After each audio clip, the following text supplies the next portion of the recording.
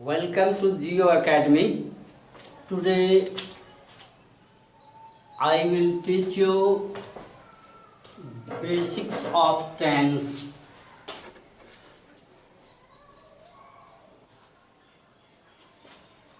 प्यारे बच्चों, टेंस जहाँ तक समझने की बात है, आज हम नए अंदाज से सैगोगेटिक सिस्टम से सैगोगेटिक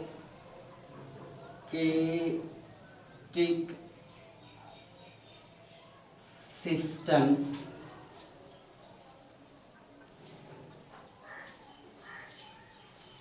से हम टेंस आज पढ़ेंगे। सैगोगेटिक सिस्टम एक ऐसा सिस्टम है जिसके माध्यम से हम महीनों की पढ़ाई कुछ ही घंटों में कर सकते हैं। गौर से देखेंगे बच्चों, ये जो सैगोग है, इस सैगोग से सैगोगेटिक सिस्टम लिया गया है। ये सैगोग 5 लेटर्स का है और इसी 5 लेटर्स पर पूरी अंग्रेजी भाषा डील होती है।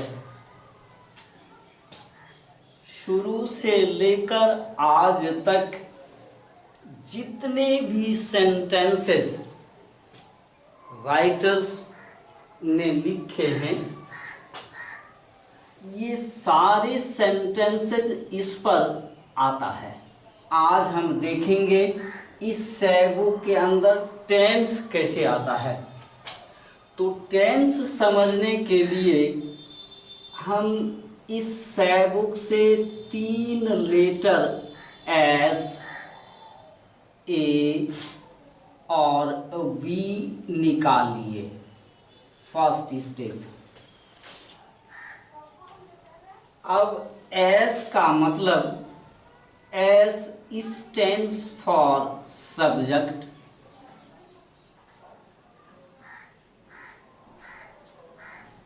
इसको हम कर्ता कहते हैं हिंदी में और फाइल कहते हैं उर्दू में। ए का मतलब, A stands for auxiliary verb.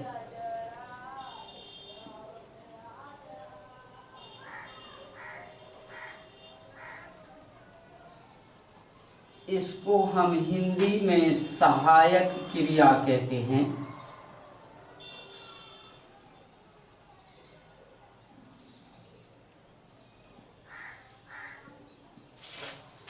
और वी स्टैंड्स फॉर वर्ब।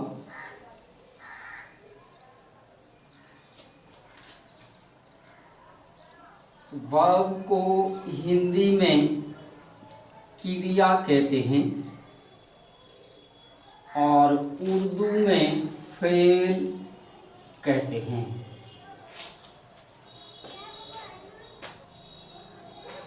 अब हमें ये देखना है कि इससे हम टेंस कैसे सीखेंगे और अपने आप में बिल्कुल ये नया और अनोखा अंदाज है। अब इस सैग के ऊपर हम टेंस इंप्लीमेंट करते हैं, टेंस लोड करते हैं। जैसा कि आप जानते हैं बच्चों, वर्ब के 5 फॉर्म होते हैं। V1, V2, V3, V4 और V5। ये 5 वर्ब फॉर्म हैं। अब हमें ये देखना है कि इससे हम टेंस आसानी से कैसे सीखें। अब आइए सेकेंड स्टेप।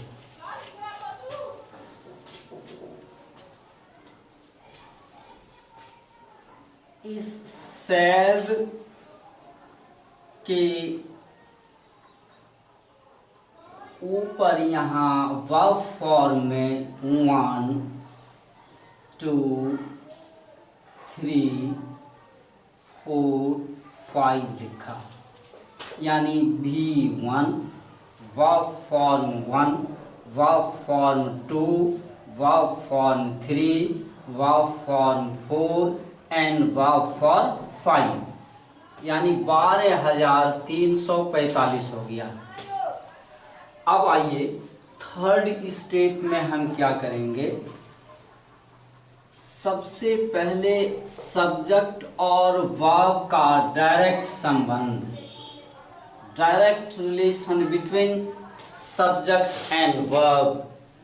अब इसमें हम ये देखेंगे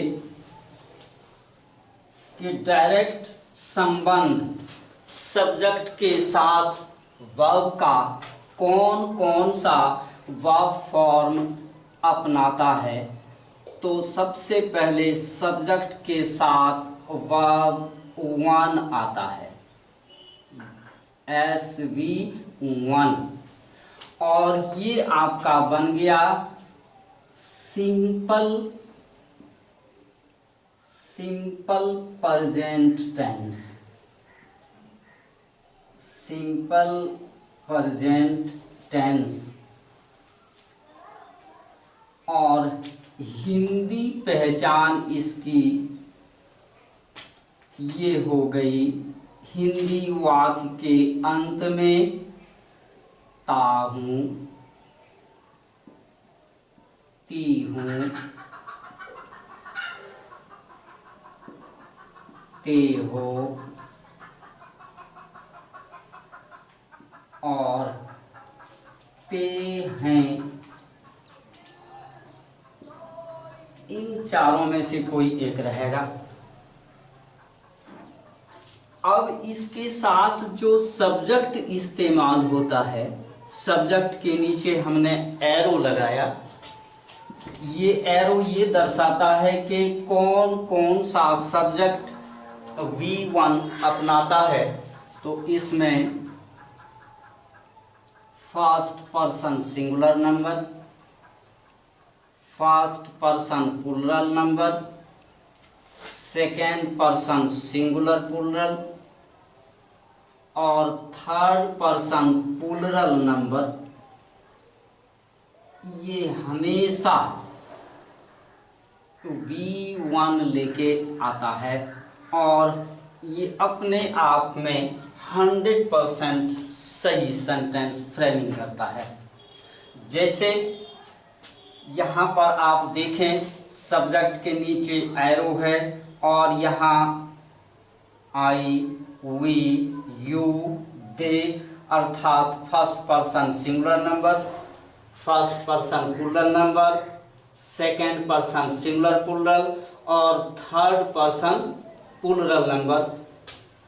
इसके साथ यहाँ एक एरो ये है तीर, और इस तीर के साथ साथ हम यहाँ V1 देखते हैं। इसका मतलब ये हुआ कि subject I, we, you and they, मतलब first person singular plural, second person singular plural और थर्ड पर्सन प्लूरल नंबर के साथ हमेशा सिंपल प्रेजेंट टेंस में V1 का इस्तेमाल होता है। अब हम इस V1 के नीचे एक एरो लगाते हैं और हम यहाँ लिखते हैं राइट, ये राइट V1 है। अब हम सेंटेंस फ्रेम करते हैं, आई राइट, आई राइट, ये हो गया आपका सब्जेक्ट और ये हो गया आपका V1 और हिंदी माने हो गया मैं लिखता हूँ, मैं लिखता हूँ। अब यहाँ हिंदी वाक्य में आप देखें ता हूँ है, और यहाँ पर आप देखें ये ता हूँ सिंपल प्रेजेंट टेंस की हिंदी पहचान है। और अंग्रेजी की क्या पहचान हुई कि ये फर्स्ट पर्सन के साथ हमेशा V1 जब आएगा तो वह सिंपल प्रेजेंट टेंस होगा। दूसरा आप देखें सब्जेक्ट यहाँ वी है, वी, और ये एरो बता रहा है राइट, वी राइट।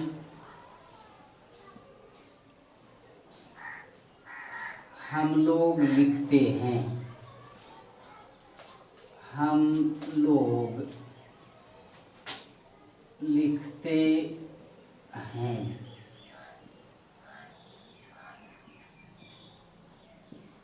यहाँ पर देखें ते हैं और यहाँ ते हैं, ये इसकी पहचान हो गई, हिंदी की पहचान।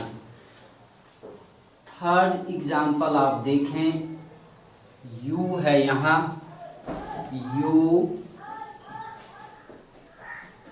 यू राइट, तुम लिखते हो, तुम लिखते हो। यहाँ पर देखें तो ते हो, ये ते हो इसकी पहचान हो गई हिंदी का। दे, चौथा में देखें आप, दे, और ये एरो बता रहा राइट, दे राइट, वे लोग लिखते हैं, वे लोग लिखते हैं।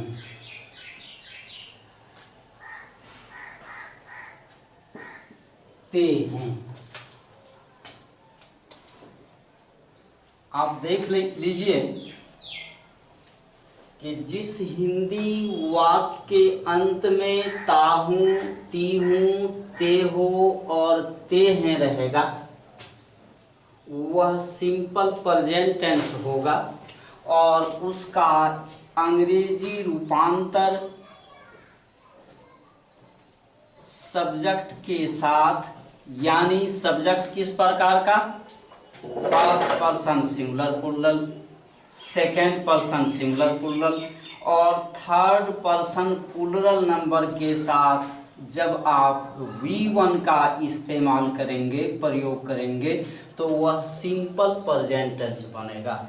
और हिंदी पहचान सिंपल प्रेजेंट टेंस की ध्यान दें, ताहूं, तीहूं, ते हो, ते हैं रहेगा। अब सवाल ये पैदा होता है कि थर्ड पर्सन सिंगुलर नंबर इसमें नहीं आया, थर्ड पर्सन सिंगुलर नंबर के साथ V1 का इस्तेमाल होता ही नहीं है। अब आगे चलिए थोड़ा सा और हम डीप में जाने की चेष्टा करते हैं बच्चों, जरा से गौर से फिर देखें। ये अभी अभी हम लोगों ने पढ़ा SV1 और SV1 ये सिंपल प्रेजेंट टेंस का सेंटेंसेस पैटर्न तैयार हो गया आपका। Simple present tense.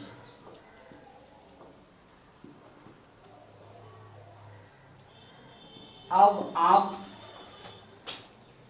यहाँ देखें, इसके नीचे था आई, वी, यू और दे, और यहाँ हमने एक एरो लगाया था और यहाँ लगाया था हमने V1। अब देखिए इस आई, वी, यू और दे के साथ जब V1 का प्रयोग होगा तो सिंपल प्रेजेंट टेंस बनेगा। लेकिन जब ये थर्ड पर्सन सिंगुलर नंबर आएगा, जैसे यहाँ पर आप गौर से देखें, ही, सी, रानू, हरी, ये थर्ड पर्सन सिंगुलर नंबर है और इसके साथ V1 का प्रयोग कदापि नहीं होगा, ये हमने काट दिया। इसको हम समझेंगे कैसे? इसको हम इस तरीके से समझेंगे।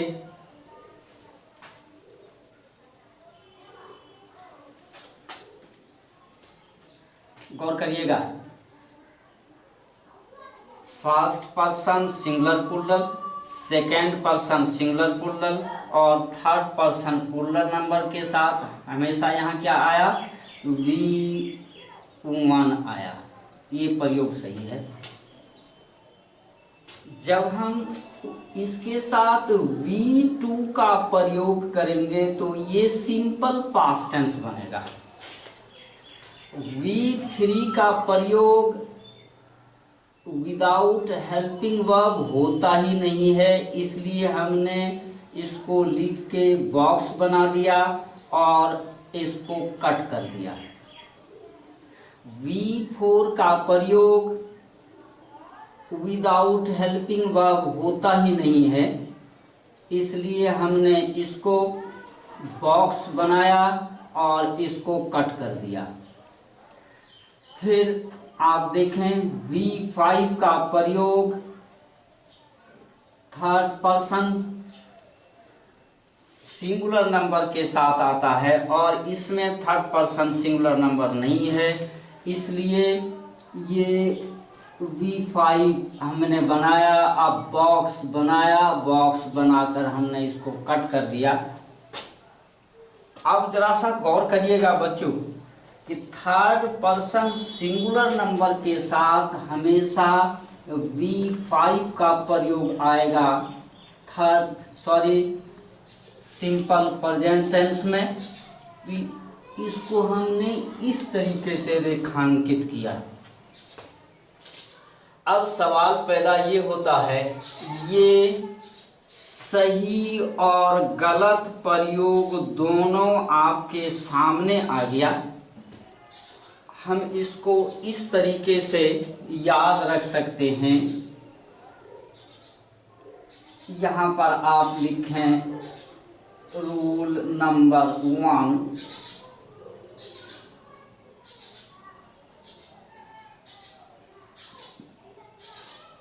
First person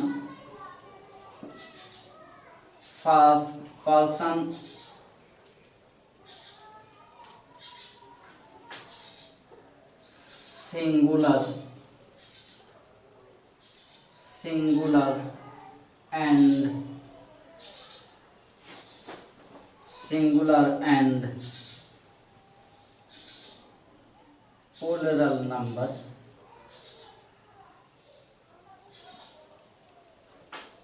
second person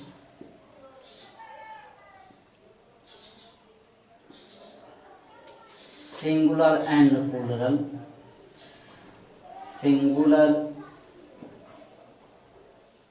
and plural number,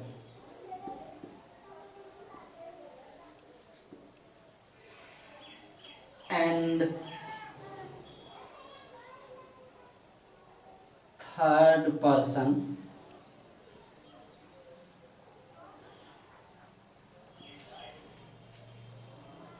plural number,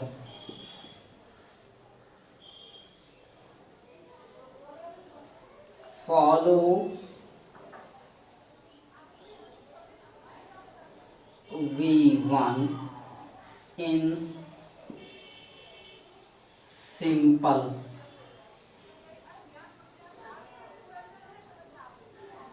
present tense,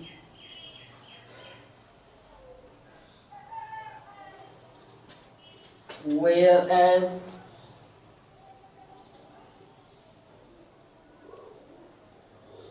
third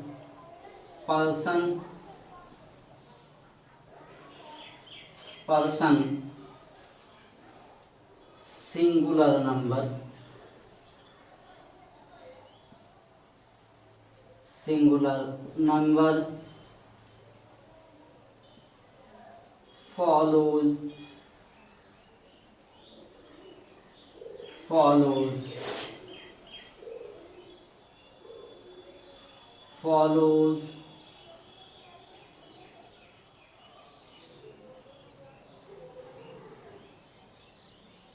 follows V5 in the same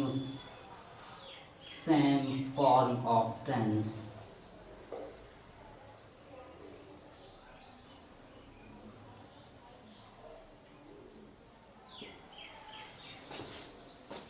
अब बात आपको समझ में आ गई होगी कि सिर्फ SV1 और SV5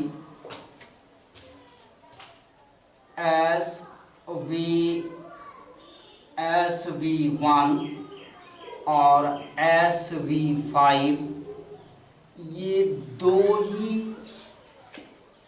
ऐसा फॉर्म है, ऐसा सेंटेंस स्ट्रक्चर है जो सिंपल प्रेजेंट टेंस बनाता है।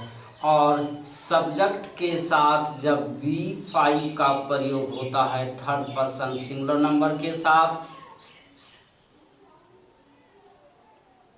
तो ये केवल और केवल V5 का प्रयोग थर्ड पर्सन सिंगुलर नंबर के साथ ही सुरक्षित रहता है, जबकि V सब्जेक्ट के साथ V1 का प्रयोग first person singular plural, second person singular plural और थर्ड पर्सन प्लूरल नंबर के साथ होता है।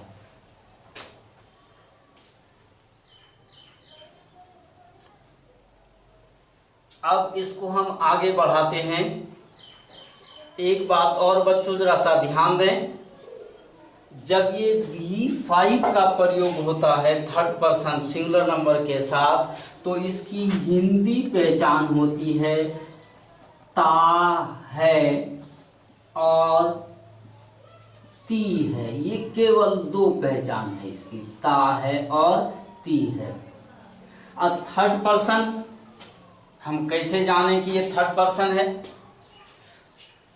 देखो जी, जितने भी इंसान हैं धरती पर, जानवर हैं, चरिंदो परिंद हैं, आकाश की जितनी चीजें हैं, जमीन के ऊपर जितनी भी चीजें रन करती है, जमीन के नीचे जितनी भी चीजें हैं, वह सारा थर्ड पर्सन है। अगर वह एक है तो थर्ड पर्सन सिंगुलर नंबर है।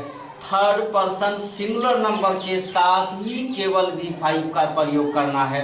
जब प्लूरल होगा बच्चों तो V1 का इस्तेमाल होगा, ध्यान देना है। यहाँ बच्चे खास करके फंस जाते हैं V1 और V5 के प्रयोग में। तो V1 और V5 के प्रयोग में अंतर ये है कि V5 का प्रयोग केवल और केवल थर्ड पर्सन सिंगुलर नंबर के साथ आता है, रेस्ट पर्सन्स जितने हैं उस सब के साथ आपका V1 का प्रयोग हुआ। अब हम इसको आगे बढ़ाते हैं। अब देखते हैं हम सिंपल पास्ट टेंस, और ये सिंपल पास्ट टेंस हम जो देखेंगे ये सेवोकेटिक सिस्टम से ही देखेंगे बच्चों, समझने में बड़ी आसानी होगी।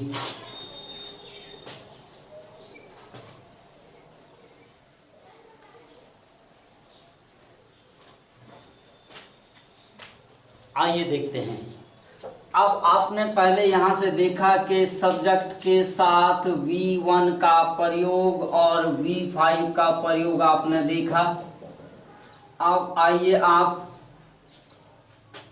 हमने एक एरो लगाया यहाँ सब्जेक्ट और V2 के साथ, तो S और आपका ये V2 यहाँ आ गया और ये डायरेक्ट रिलेशन है सब्जेक्ट और वर्ब के साथ, वर्ब फॉर्म के साथ। जब सब्जेक्ट के साथ बच्चों वी टू का प्रयोग होता है तो ये आपका सिंपल पास्ट टेंस का निर्माण करता है।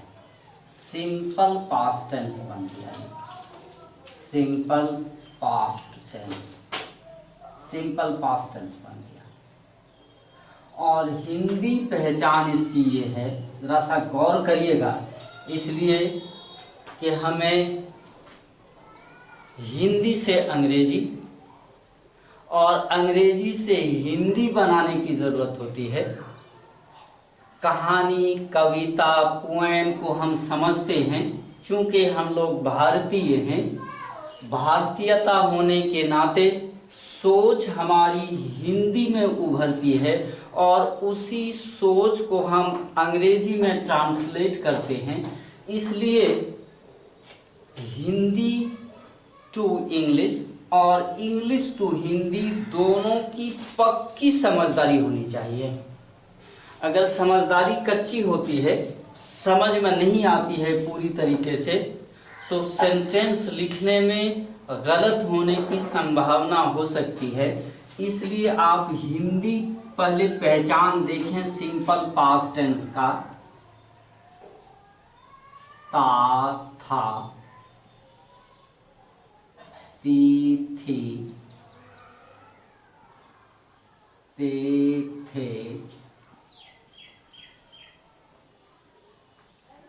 आ,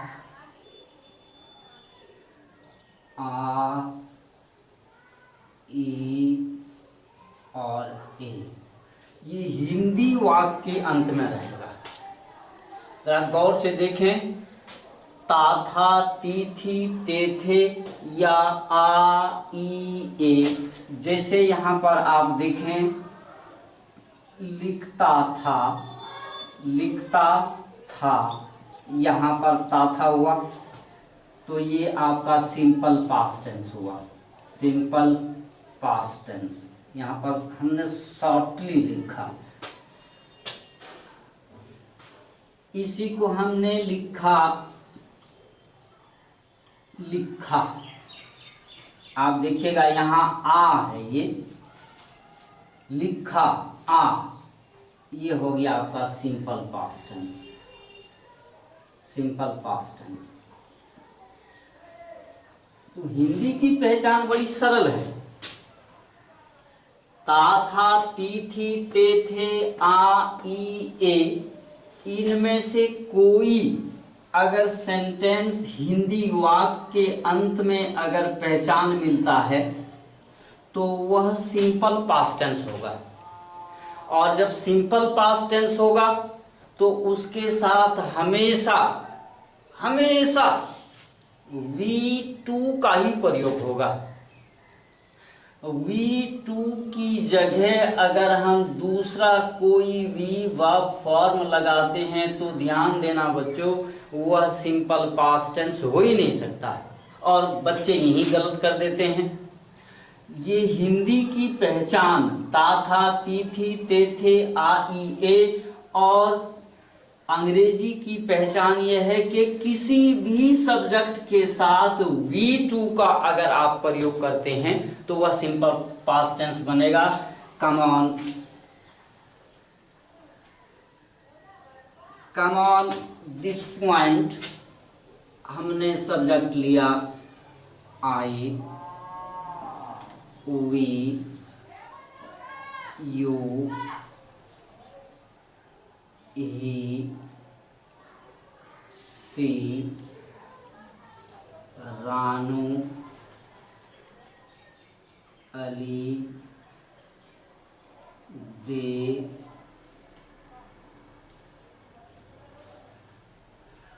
सीता एंड गीता,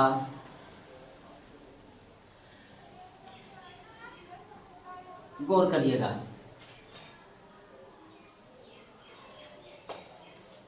सब्जेक्ट को अगर हम एनालाइज करते हैं, अगर हम एक नज़र सब्जेक्ट के इस विश्लेषण पर चलें तो हम पाते हैं first person singular number, first person plural number, second person singular plural, third person singular number, third person singular number, third person singular number, third person singular number, third person plural number, third person plural number. Total persons आ गया बच्चों यहाँ। तो हमने ये लिखा, इसको याद रखने के लिए आ पर्सन। आ का मतलब यहाँ एक नहीं बच्चों, आ का मतलब यहाँ कोई, किसी भी पर्सन्स के साथ, कोई भी पर्सन हो, किसी भी पर्सन के साथ आपका V2 का प्रयोग सिंपल पास्ट टेंस का निर्माण करता है। और इसकी हिंदी पहचान हो गई, ता था ती थी ते थे आ ई ए। अब आइए हिंदी से एक एग्जाम्पल पहले लेते हैं। उसने लिखा, उसने लिखा। देखिएगा यहाँ पहचान आ गया आ। जब आ गया और हम जान रहे हैं कि सिंपल पास्ट टेंस में V2 का प्रयोग किसी भी पर्सन्स के साथ होता है, तो यहाँ हमने इसको ट्रांसलेट कर दिया। ही रोट, रोट बच्चों राइट का V2 फॉर्म है। ये आ गया सब्जेक्ट और ये आ गया आपका V2। अब यहाँ देखिए, इसी एग्जाम्पल को वह लिखता था, वह लिखता था। यहाँ पर देखिए आप, ता था इसकी पहचान आ गई। तो इसका अंग्रेजी रूपांतर क्या होगा? ही रोट, ही रोट, वह लिखता था। दोनों बराबर हो गया। Both examples are equal.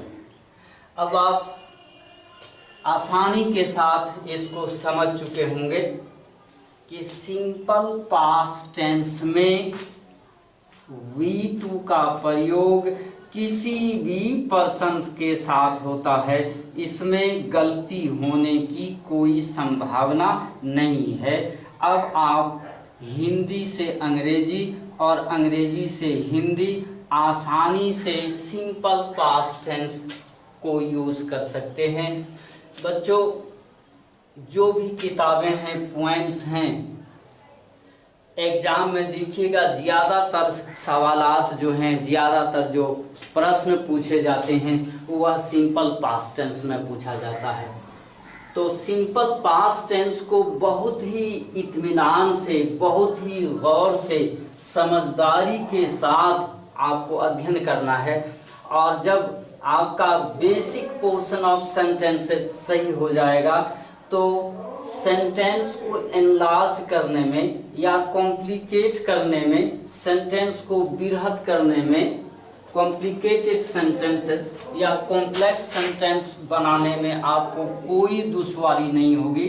अगर आपके सामने कोई दुश्वारी है तो वह दुश्वारी केवल और केवल बेसिक पोर्शंस का है। इसलिए ये बेसिक पोर्शंस आपको दिया गया है, इसको गौर से आप देखें, पढ़ें और इसको बार बार रिवाइज करते रहें। इंशाअल्लाह आपका बेसिक पोर्शन सही होने के साथ साथ ही कॉम्प्लिकेटेड सेंटेंस 10 दिन के अंदर ही इंशाअल्लाह पूरा हो जाएगा। अब हम आगे बढ़ते हैं, चलते हैं अब हम सिंपल फ्यूचर टेंस की तरफ।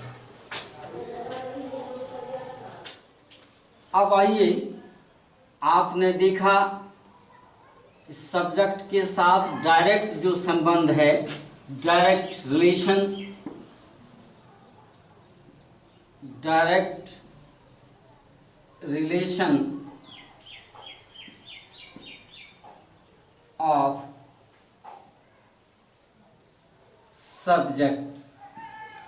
subjects with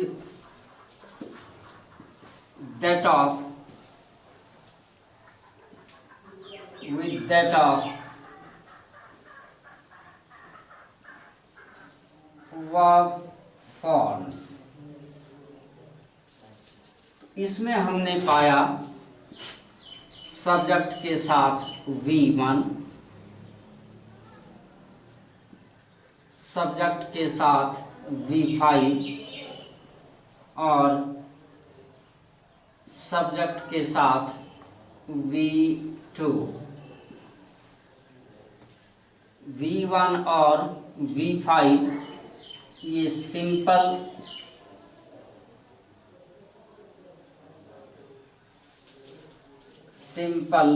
प्रेजेंट टेंस और V2 के साथ सिंपल पास्ट टेंस को फॉर्म किया। अब हम देखते हैं सिंपल फ्यूचर टेंस। एक बात और पहले आप समझ लीजिए, एक बात पहले आप समझ लीजिए बच्चों, पूरी अंग्रेजी भाषा में अगर टू वर्डेड सेंटेंस टेंस में है तो वह केवल सिंपल प्रेजेंट और सिंपल पास्ट टेंस ही ऐसा टेंस फॉर्म है जो केवल और केवल 2 शब्दीय वाक्य होता है। बाकी सिंपल फ्यूचर टेंस में 3 शब्दों की जरूरत होती है। अब आइए बच्चों जरा सा हम गौर से देखें, एक बात ध्यान आप रखेंगे, SV1, SV5 and SV2 are 2-worded sentences। Okay, अब हम देखते हैं simple future tense. Simple future tense में आप देखें, simple future tense, simple future tense. अब देखिए ये, अब हम क्या करेंगे, इस एरो को हटाया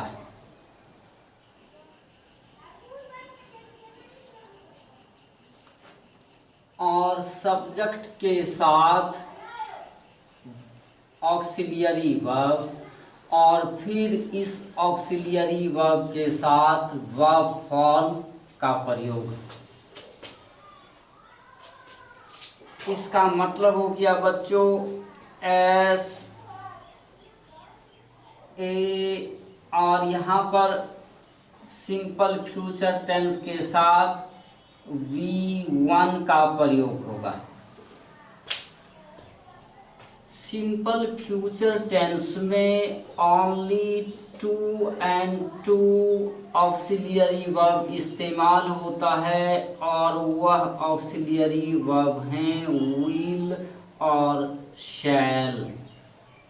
ध्यान दीजिएगा बच्चों, will and shall follows always V1,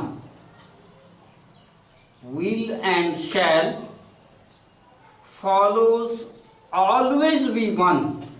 लेकिन आजकल हमने देखा कि अच्छे अच्छे इंस्टीट्यूशन में, बड़े बड़े अंग्रेजी के स्कूलों में the school will remain closed लिखता है। बच्चों सिंपल फ्यूचर टेंस का ये थ्योरी, सैबोकेटिक सिस्टम का ये थ्योरी कहता है कि उन बड़े स्कूलों का वह सेंटेंस गलत है। इसलिए आप यहाँ जरा सा गौर से देखें कि विल और शैल के साथ V1 का प्रयोग हुआ है। अब हम देखेंगे कि विल और शैल के साथ कौन कौन सा सब्जेक्ट आता है।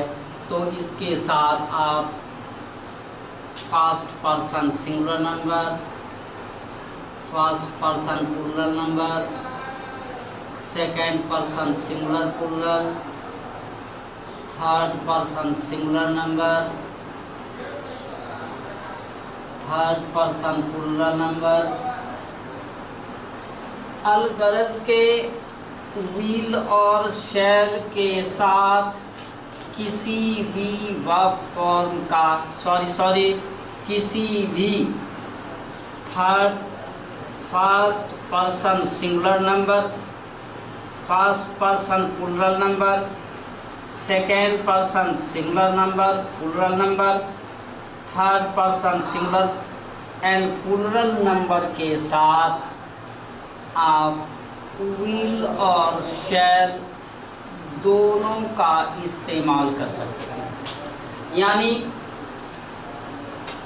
किसी भी सब्जेक्ट के साथ विल अथवा शैल का प्रयोग कर सकते हैं। अब सवाल है कि हमने लिखा यहाँ रानू विल गो,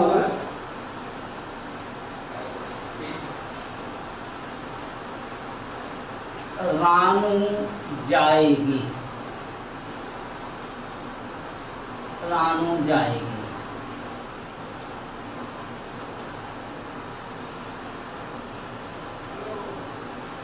रानू जाएगी। और दूसरा हमने लिखा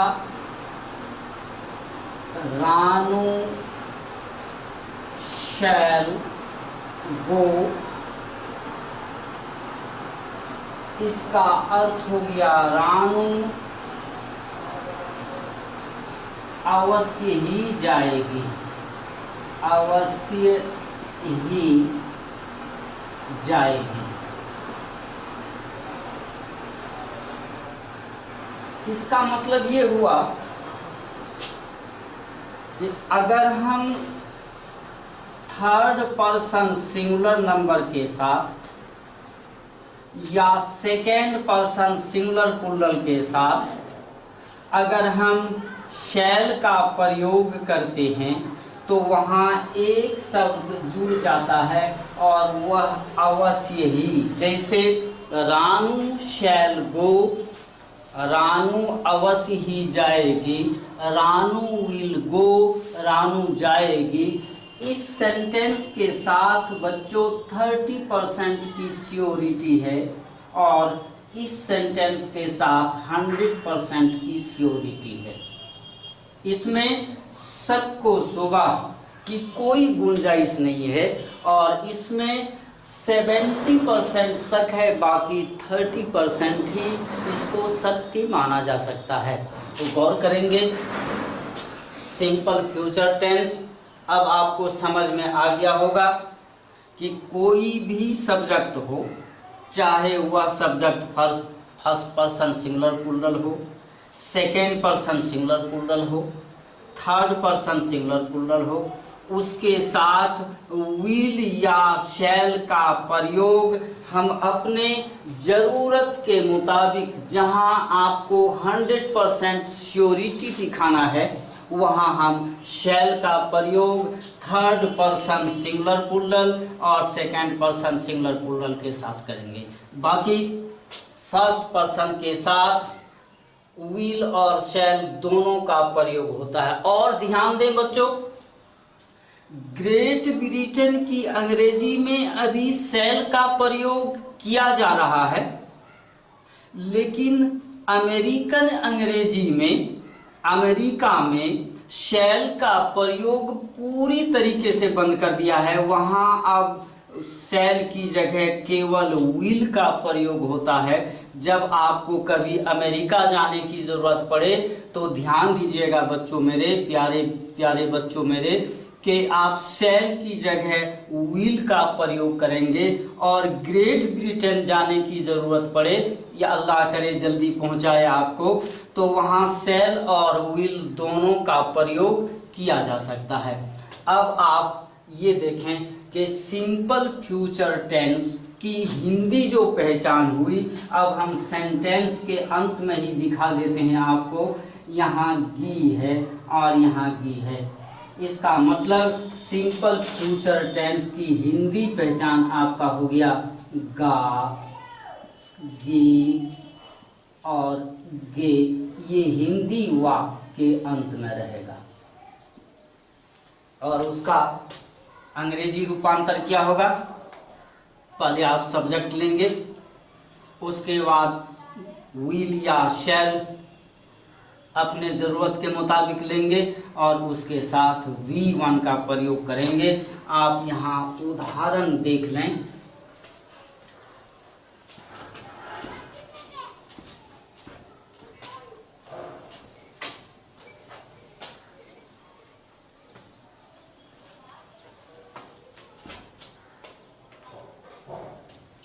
आप यहाँ उदाहरण देखें।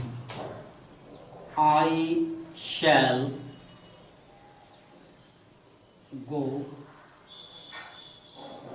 मैं जाऊंगा, मैं जाऊंगा।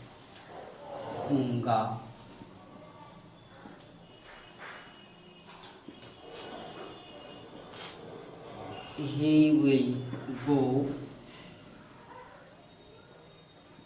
वह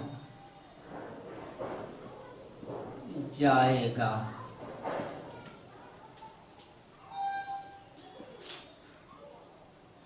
Sita will go,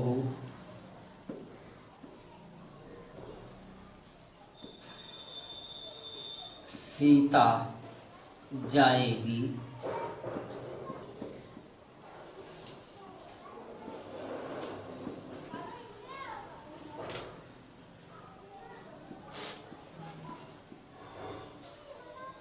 Hari shall write,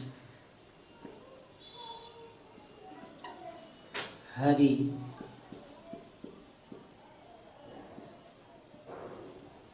अवश्य ही लिखेगा।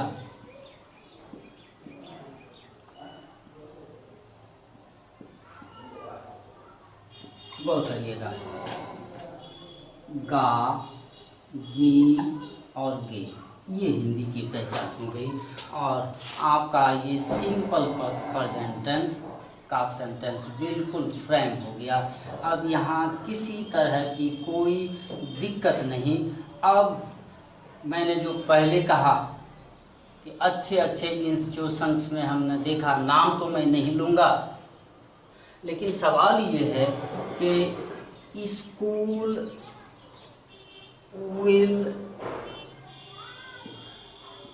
will closed, ये सेंटेंस कैसे सही है? देखिए तो जरा से गौर करिए कि यहाँ आपका V1 आया, किसके साथ? शैल या विल के साथ। और यहाँ विल के साथ ये क्या लिखते हैं? V3 लिखते हैं।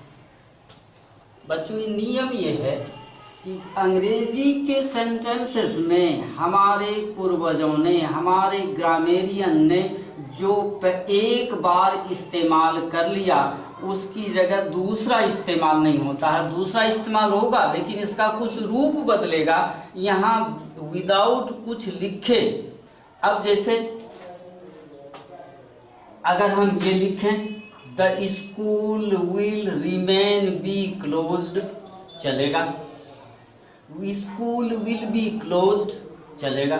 लेकिन सवाल ये है कि विल के साथ ये जो V3 लिखा ये बच्चों गलत है। ये किसी भी सूरत में ये सेंटेंस सही नहीं है। जब तक कि यहाँ हम बी नहीं लगाते हैं तो ये सेंटेंस सही नहीं है। बहरहाल जाने दीजिए, हम आगे बढ़ते हैं और अब हम चलते हैं कंटिन्यूअस टेंस की तरफ। प्रेजेंट, पास्ट और फ्यूचर कंटिन्यूअस टेंस। तो सबसे पहले हम देखते हैं प्रेजेंट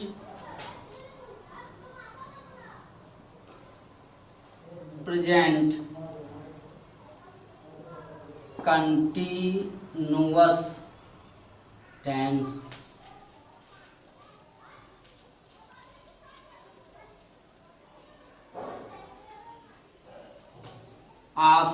सैबोकेटिक सिस्टम से जरा सा ध्यान दें और समझने की चेष्टा करें। सबसे पहले हमने सब्जेक्ट लिया और फिर हमने ऑक्सिलियरी वर्ब लिया, फिर हमने यहाँ वर्ब बिठाया, सैब हो गया। कहाँ से आया है? ये सैबोक से आया। देखो इतना सा आया, ये इतना सा, ये वाला। अब इस पर हम वर्ब फॉर्म बिठाते हैं कंटिन्यूअस टेंस। कंटिन्यूअस टेंस में हमेशा V4 का इस्तेमाल होता है बच्चों। यहाँ हमने V4 बिठा दिया। अब V4 का मसला हल हो गया। अब ऑक्सिलियरी वर्ब का आइए। Auxiliary verb present continuous tense में एम, इज और आर का प्रयोग होता है। एम और इज के साथ अगर किसी भी V4 का आप इस्तेमाल करेंगे तो वह प्रेजेंट कंटिन्यूअस टेंस बनेगा। अब सवाल है कि एम के साथ कौन सा सब्जेक्ट, इज के साथ कौन सा सब्जेक्ट और आर के साथ कौन कौन सा सब्जेक्ट आएगा। तो एम के साथ रिजर्व कोटा में है बच्चों आई।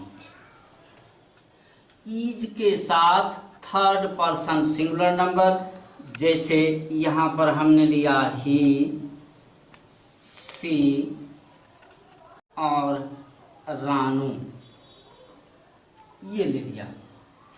और आर के साथ वी, यू और दे, ये ले लिया। अब जरा सा गौर करिएगा। अब हम सेंटेंस फ्रेम करते हैं। ही, इज, यहाँ पर V4 कोई ले लीजिए आप, जैसे हमने लिया गोइंग, ये गोइंग हुआ बच्चों V4। तो गौर करिएगा, I am going, he is going, she is going, Ranu is going, we are going, you are going, they are going। यानी किसी भी कंटिन्यूअस टेंस में तीन चीज़ों की ज़रूरत है। वह तीन चीज़ें हैं आपका सब्जेक्ट, ऑक्सिलियरी वर्ब और वर्ब फॉर्म 4 यानी इंग फॉर्म ऑफ वर्ब। अब आइए इन डिटेल में चलें, ज़रा डीप में चलें। तो ये आपका बन गया प्रेजेंट कंटिन्यूअस टेंस और इसकी हिंदी पहचान रहा हूँ, रही हूँ। एम के लिए, इज के लिए आया आपका रहा है, रही है और आर के लिए आपका आया रहे हो,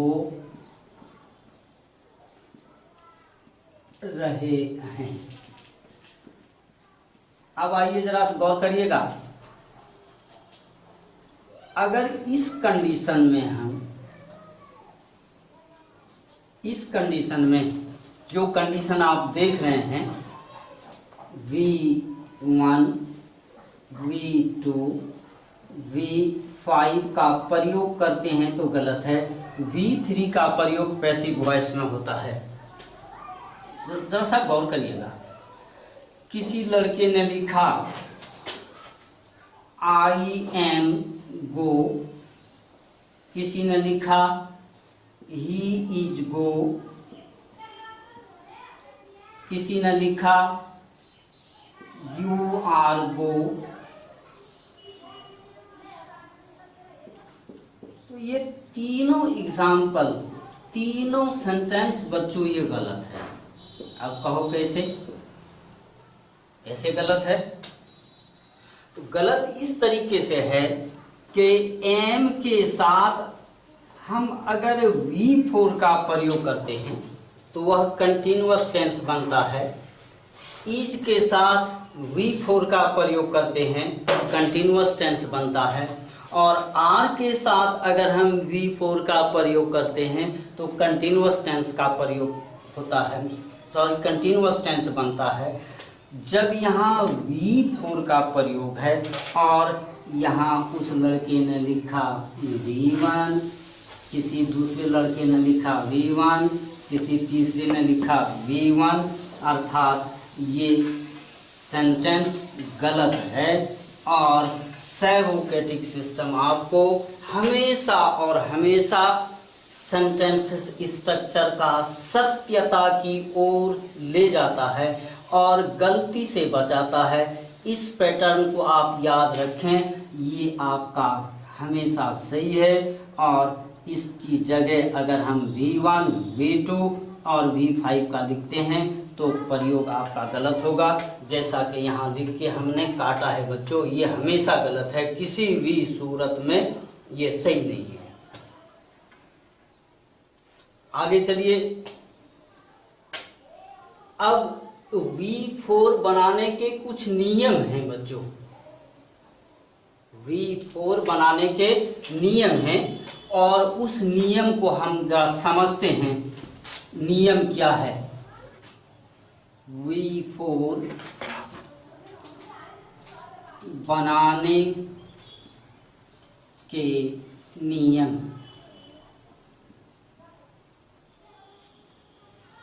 जरा से यहां गौर करेंगे।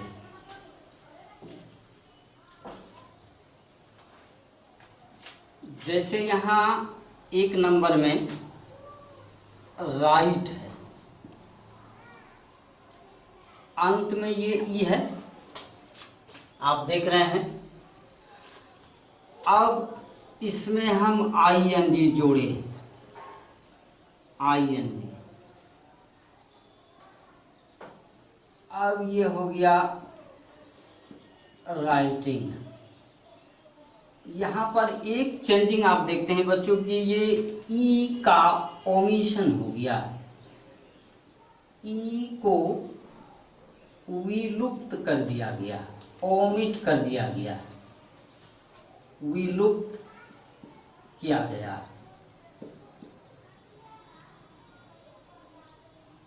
मतलब ये हुआ जिस वर्ब के अंत में ई हो और हमें उस वर्ब को V4 बनाना हो तो ING जोड़ने के बाद वह अंतिम ई विलुप्त हो जाता है। आपको समझ में आ गई होगी।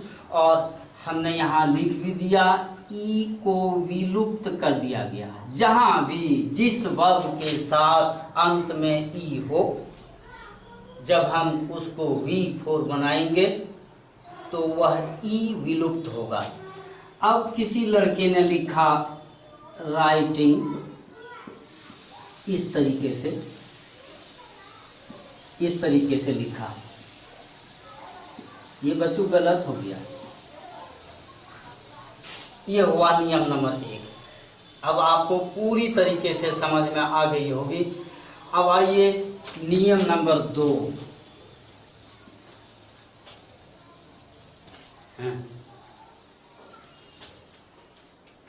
नियम नंबर 2। अब जैसे यहाँ है आपका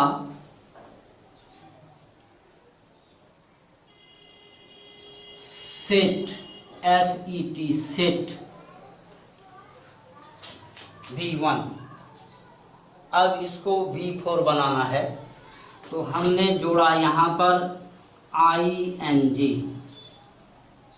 और ये हो गया सेटिंग, डबल T आ गया, स्टॉप प्लस ING, ये हो गया स्टॉपिंग। Double P. प्यारे बच्चों, ये टी को डाउलाइज क्यों किया गया? कुछ तो नियम होगा। नियम यह है, जरा ध्यान से सुनेंगे आप।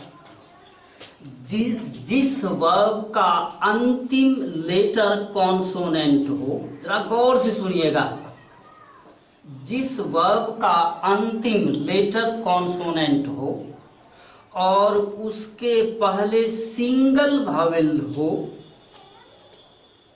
उसके पहले सिंगल वावेल साउंड लेटर हो, तो अंतिम कॉन्सोनेंट लेटर को डाउलाइज किया जाता है। डाउलाइज का मतलब उसको दो बार हम लिखते हैं उस लेटर को। जैसे यहाँ सेट है तो यहाँ सेटिंग डबल टी हो गया, यहाँ स्टॉप है तो यहाँ स्टॉपिंग डबल पी हो गया। यही हुआ डाउलाइज करना। डाउलाइज करने का मतलब हुआ दोबारा लिखना, यानी कि उस लेटर को दो बार हम लिखते हैं। बात अब आपको समझ में आ गई होगी। तीसरा नियम और अधिक महत्वपूर्ण है। जैसे यहाँ है डाई। डाई माने मरना, डाई माने मरना, DIE। जब किसी वर्ब के अंत में IE एक साथ हो और उसमें हमें ING जोड़ने की जरूरत हो, तो गौर करिएगा, इस IE को Y में हम बदलते हैं DY। IE को किस में बदले? Y में। और अब हम इसमें ING जोड़ेंगे डाई। ये देखिए, ये महत्वपूर्ण चीज है, बहुत ही महत्वपूर्ण चीज। और ग्रामर में इन डिटेल ये लिखता नहीं है। हाँ, ग्रामर में इन डिटेल में लिखा ही नहीं। मैंने कई एक ग्रामर का अध्ययन किया, लेकिन स्पष्ट रूप से ये लिखा हुआ मिलता ही नहीं। इसलिए बच्चों, आपको हम स्पष्ट कर दें, अवगत करा दें कि ये 3 महत्वपूर्ण नियम है V4 बनाने का। इन तीनों एग्जाम्पल को आप याद रखें और इस तरह का जहां भी आपको शब्द मिले या V4 बनाने की जरूरत मिले, इसी नियम के आधार पर आपको V4 बनाना है। अब हम आगे चलते हैं पास्ट कंटिन्यूअस टेंस की ओर। पास्ट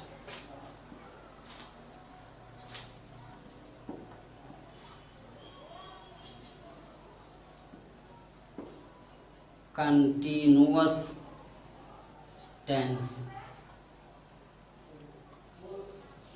जरा सा गौर करिएगा बच्चों। S A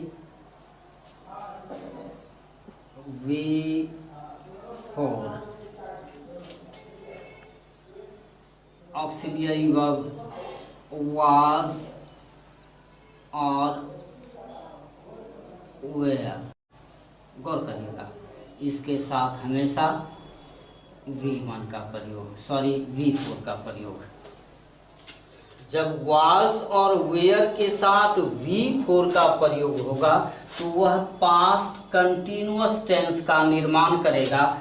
अब आइए कि was का प्रयोग किन किन सब्जेक्ट के साथ करते हैं, तो आइए आप I, he, she, रानू, यानी फर्स्ट पर्सन और सेकेंड पर्सन सिंगुलर नंबर के साथ was के साथ V4 का प्रयोग, और where के साथ आप आइए we, you, they, यानी first person plural number, second person singular plural और थर्ड पर्सन प्लूरल नंबर के साथ V4 का प्रयोग। अब यहाँ एक उदाहरण हम लेते हैं V4 का, गोइंग। अब आप सेंटेंस फ्रेम कीजिए। आई वॉज गोइंग, मैं जा रहा था। ही वॉज गोइंग, वह जा रहा था। सी वॉज गोइंग, वह जा रही थी। रानू वॉज गोइंग, रानू जा रही थी। वी वेयर गोइंग, हम लोग जा रहे थे। यू वेयर गोइंग, तुम जा रहे थे। दे वेयर गोइंग, वे लोग जा रहे थे। अब सवाल है, इस कंडीशन में अगर आप लिखते हैं V1, V2 और V5 तो ये गलत होगा। V3 का प्रयोग पैसिव सेंस में होता है, जैसे it is written, it was written, लिखा जाता है, लिखा जाता था। तो गौर करिएगा बच्चों कि इस कंडीशन में जहां वास और वेयर हो तो उस जगह न तो V1, न तो V2 और न V5 आप लिख सकते हैं। और बड़े बड़े जैसे BPSC, JPSC, WBSC, MPSC, बड़े बड़े कॉम्पिटिशन्स में नेवी है, एयरफोर्स है, CDS है, CDPS है, NDA है, बड़े बड़े कॉम्पिटिशन्स में इस तरह की गलतियां आपको मिलेगी। तो जाहिर सी बात है कि उस एरर को पकड़ने के लिए इस बेस को आपको संभाल के रखना है। यही आपकी पूंजी है, यही आपकी दौलत है, यही आपकी सफलता है। ये अगर आपके पास है तो सब कुछ है, ये नहीं है तो कुछ नहीं है। आप कॉम्पिटिटिव एग्जाम फेस कर ही नहीं सकते हैं, कर भी लेते हैं तो आपको अंदाज ही नहीं मिलेगा कहाँ सही है कहाँ गलत है। इसलिए बच्चों, सैगोगेटिक सिस्टम एक ऐसा सिस्टम है मेरे प्यारे बच्चों कि आपकी तकदीर और तस्वीर दोनों को बदल के रख देगी। आप इसको ध्यान से पढ़ें। इसमें एक तरफ सही इंगित करता है और दूसरी तरफ आपको गलती से भी बचाता है। अब आइए फ्यूचर कंटिन्यूअस की अगर हम बात करते हैं, पहले जरा समझ लीजिए इसी फिगर पर। सिर्फ ऑक्सिलियरी वर्ब बदलता है। जैसा कि आपने प्रेजेंट कंटिन्यूअस में देखा, यहाँ 3 ऑक्सिलियरी वर्ब था, एम, इज और आर। अब पास्ट टेंस में देखा आपने क्या कि एम, इज, आर के बदले वाज और वेयर है। और फ्यूचर टेंस में आप देखेंगे वाज और वेयर की जगह विल बी और शैल बी होगा। अब देखिए, हम सिर्फ इसको मिटा देते हैं, इसको मिटा दिया और यहाँ हमने लिखा विल बी और शैल बी, शैल बी। अब आइए, ये जो सब्जेक्ट है इसका सिंपल फ्यूचर टेंस में आपने पढ़ लिया कि विल और शैल का प्रयोग किसी भी सब्जेक्ट के साथ हम प्रयोग कर सकते हैं।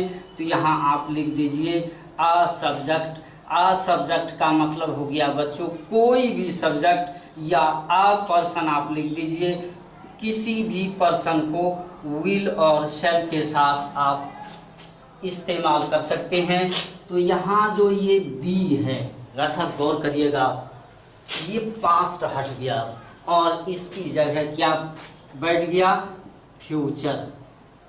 फ्यूचर कंटिन्यूअस टेंस हो गया। देखा आपने, पास्ट टेंस से फ्यूचर टेंस का जो तबादला हुआ, का जो चेंजिंग हुई, का जो परिवर्तन हुआ, वह परिवर्तन केवल और केवल ऑक्सिलियरी वर्ब के परिवर्तन से हुआ। अर्थात हम इस नतीजे पर पहुंचे कि हेल्पिंग वर्ब, ऑक्सिलियरी वर्ब के परिवर्तन से टेंस का फॉर्म और वर्ब फॉर्म का परिवर्तन होता है। गौर करिएगा। अब इसकी जो हिंदी पहचान है, रहा होगा, रही होगी, रही होगी,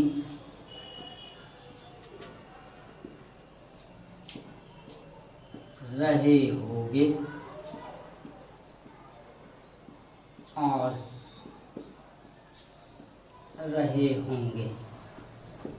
गौर करिएगा,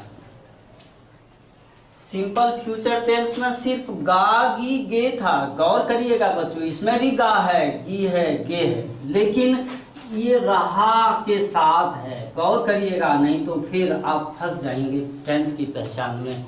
उसमें था हुआ पढ़ेगा, सिर्फ गा, और जहां रहेगा पढ़ रहा होगा, तो रहा होगा जहां है तब वो कंटिन्यूअस टेंस बनेगा पर फ्यूचर में। दोनों में ये अंतर है। हिंदी की समझदारी आप जरा पक्की कर लें। पढ़ेगा सिंपल फ्यूचर, पढ़ रहा होगा फ्यूचर कंटिन्यूअस टेंस। अब देखिए सेंटेंस बनाते हैं हम। यहाँ से जरा सा गौर करिएगा इस थ्योरी पर। अ सब्जेक्ट का मतलब हुआ कोई भी सब्जेक्ट। यहाँ एक नहीं लेना है, चूंकि आर्टिकल है और इसका अर्थ हम एक भी लेते हैं तो वह होता है एडजेक्टिव का प्रयोग। आ माने एक, जब एक बोलेंगे तो एडजेक्टिव का प्रयोग होगा। जब हम आ माने कोई लेंगे तो ये शुद्ध आर्टिकल का प्रयोग होगा। बच्चों यहाँ हमने आर्टिकल के दृष्टिकोण से लिखा है।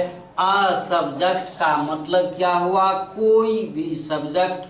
That's why here to a person follow, a person means, a person stands for any person, कोई भी पर्सन। इसका मतलब ये हुआ कि आई विल बी गोइंग, मैं जा रहा होगा। आई शैल बी गोइंग, मैं जा रहा होगा। अब आइए कुछ उदाहरण हम लेते हैं। आई शैल बी गोइंग, मैं जा रहा होगा। He will be going, वह जा रहा होगा।